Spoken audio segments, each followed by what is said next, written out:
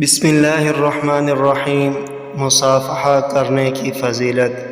حضرت براء بن عازب رضی اللہ عنہ بیان کرتے ہیں، نبی صلی اللہ علیہ وآلہ وسلم نے فرمایا، جب دو مسلمان ملاقات کرتے وقت مصافحہ کرتے ہیں تو ان کے الگ ہونے سے پہلے انہیں بخش دیا جاتا ہے۔ احمد، ترمذی، ابن ماجہ اور ابو داؤد کی روایت میں ہے، فرمایا جب دو مسلمان ملاقات کرتے وقت مصافحہ کرتے ہیں، اللہ کی حمد بیان کرتے ہیں اور اس سے مغفرت طلب کرتے ہیں تو انہیں بخش دیا جاتا ہے۔ رواہ احمد و ترمذی و ابن ماجہ و ابو داؤد۔